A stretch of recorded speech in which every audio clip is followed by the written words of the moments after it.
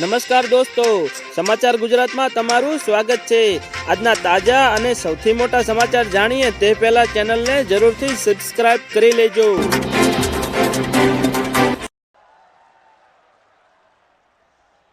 कांग्रेस के लोग सिर्फ एक परिवार के बारे में सोचते हैं।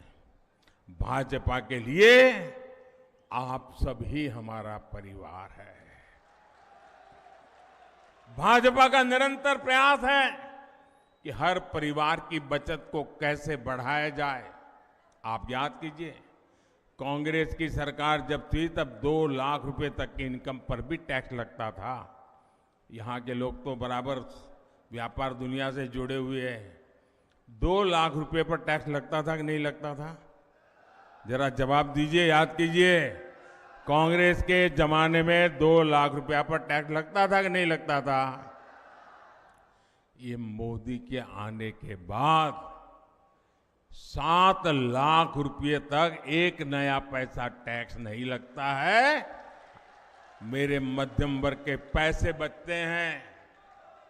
2014 में सरकार बनने के बाद भाजपा ने डायरेक्ट टैक्स में जो कमी की है, उसकी वजह से मध्यम वर्ग के जेब में 2.5 लाख करोड़ रुपए बचे हैं। और ये हमारे कर्मचारी हो, हमारे व्यापारी हो, छोटे दुकानदार हो, इनके लिए बहुत बड़ी राहत का काम है।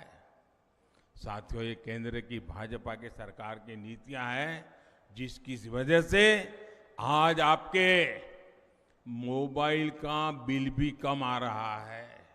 कभी आपको मालूम है पहले मोबाइल का कितना बिल देते थे? आप सब भूल गए। अब ये भूल जाओगे तो कैसे चलेगा भाई? जरा पुराना हिसाब किताब निकाल दीजिए। 2014 के पहले आपके पास अगर मोबाइल फोन था तो मोबाइल का बिल कितना आता था, वो जरा देख लीजिए। कांग्रेस सरकार के समय में आप जितना मोबाइल डेटा खर्च करते थे, आज अगर डेटा की कीमत वही होती, 2014 में जो दाम देने पड़ते थे, आज अगर वही होता ना, तो हर महीने सिर्फ मोबाइल खर्च में आपको 5,000 रुपये अधिक खर्च करना पड़ता। अभी आपका हर महीने 5,000 रुपया बचा कि नहीं बचा? जरा जोर से बोलो ना, पैसा बचा यार, मारवाड़ी हो। 5,000 रुपया बचा कि नहीं बचा? आज एक घर में 3 या 4 मोबाइल होते हैं तो कितना रुपया बचा? कितना रुपया बचा? ये मोदी का काम करने का तरीका है। अनेक परिवार है। अब आप देखिए कि मध्यम वर्ग का परिवार हो, कोई गरीबी से लड़कर के बाहर आया हुआ नया नया मध्यम वर्ग में आया है, लेकिन परिवार में बुजुर्ग माँ बाप हो और मान लीजिए एक डायबिटीज जैसी बीमारी आ गई, तो उसको हर महीने जो दवाई लेनी पड़ती है ना, 1,000-2,000 रुपया का अतिरिक्त खर्चा हो जाता है। होता है कि नहीं होता है? लेकिन हमने स्थान स्थान पर प्रधानमंत्री जन औषधि केंद्र खोले। 80% डिस्काउंट। कितना? जरा बोलिए ना भैया। 80% डिस्काउंट। कितना? 80% डिस्काउंट। ये माताओं बहनों को पूछना डिस्काउंट क्या होता है। दिवाली में साड़ी की दुकान पे जाएं और कोई बड़ा बोर्ड लगा दे कि 10% डिस्काउंट, तो वो साड़ी कहां वहां खरीदने जाती हैं, क्योंकि डिस्काउंट हमारे देश में बहुत चलता है। लेकिन कोई 10%, 20% से ज्यादा डिस्काउंट देता नहीं है।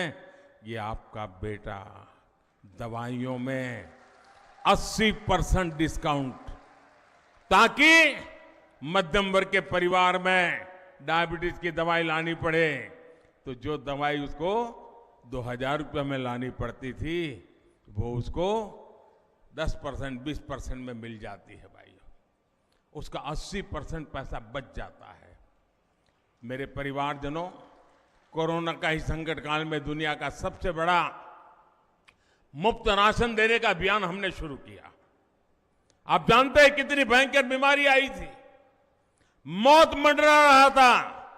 दुनिया भर में अस्पतालों से खबरें मतलब डेड बॉडी के ढेर दिखाई देते थे। पूरे देश चारों तरफ मौत का आतंक छाया हुआ था कि नहीं था? कोविड ने डरा दिया था कि नहीं डरा दिया था? कब घर में मौत आकर के दरवाजे पर खटखटाएगी, डर लगता था कि नहीं लगता था? बेटा भी मां की सेवा के लिए उसके कमरे में नहीं जा पाता था, मां भी बेटे की सेवा नहीं कर पाती थी। हर किसी को लगता था कहीं कोरोना हो जाए। और उस समय बाहर भी सारा काम बंद हो गया था, लोग भी अपने अपने घर वापस चले आए थे। तब ये आपका बेटा सोता नहीं था, ये आपका बेटा दिन रात जागता था। और तब मैंने तय किया था, कुछ भी हो जाए, कुछ भी हो जाए, कितनी ही मुसीबत क्यों ना आए, खजाना खाली क्यों ना हो जाए, लेकिन किसी भी घर का चूल्हा बुझने नहीं दूंगा। किसी गरीब मां को आंसू बहाने के लिए मजबूर नहीं होना पड़ेगा। कोई बेटा भूख से नहीं सोएगा। मुझे बताइए, हम तो राजस्थान के लोग हैं, पानी की एक प्याऊ भी कर देना तो भी लोग कहते हैं पुण्य का काम किया। कहते कि नहीं कहते? आज भी लाखा बंजारा को याद करते हैं कि नहीं करते हैं? और किसी को थाली भर दें, संकट के समय भी उसको मुफ्त में खाना मिल जाए तो आशीर्वाद देता है कि नहीं देता है? आशीर्वाद देता है कि नहीं देता है? पुण्य मिलता है कि नहीं मिलता है? ये काम पुण्य का किया है कि नहीं किया है? ये पुण्य किसको मिलता है? ये पुण्य किसको मिलता है? ये पुण्य किसको मिलता है? ये पुण्य किसको मिलता है? यही तो गलती हो जाती है। ये पुण्य मोदी को नहीं मिलता है, ये पुण्य आपको मिलता है, क्योंकि आपने एक वोट देकर के मोदी को बिठाया है। ये वोट देने का पुण्य आपने किया है, इसलिए पुण्य आप कमा रहे हैं। ये पुण्य जो जमा हो रहा है ना आपका, वो एक वोट की ताकत है जिसके कारण पुण्य जमा हो रहा है। आज दिसंबर महीने में योजना पूरी होने वाली थी, लेकिन ये पुण्य का काम है, पवित्र काम है। हर किसी की थाली में रोटी पहुंचाने का काम है।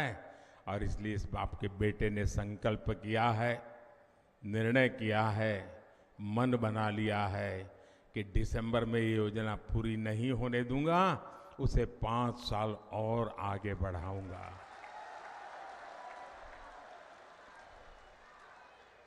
लेकिन कांग्रेस के भ्रष्ट लोगों ने इसमें भी भ्रष्टाचार का मौका खोज लिया। मेरे परिवारजनों, राजस्थान सरकार की लूट का एक और उदाहरण पेट्रोल की कीमत है। आप देखिए, राजस्थान के अड़ोस पड़ोस के राज्य, राजस्थान का पड़ोसी यूपी है, राजस्थान का पड़ोसी हरियाणा है, राजस्थान का पड़ोसी गुजरात है, वहां भाजपा की सरकारें हैं। वहां पेट्रोल 97 रुपये प्रति लीटर मिलता है, 97। लेकिन कांग्रेस की राजस्थान सरकार गुजरात, उत्तर प्रदेश, हरियाणा से 12-13 रुपया पेट्रोल एक लीटर का ज्यादा लेती है, महंगा पेट्रोल बेचती है और कट की कंपनी चलाती है। और इसके कारण राजस्थान में लगातार कीमतें बढ़ रही है। मैं आज राजस्थान को वादा करता हूं, मैं गारंटी देता हूं, 3 दिसंबर के बाद भाजपा सरकार बनेगी तो उसके बाद पेट्रोल डीजल की कीमतों की समीक्षा की जाएगी।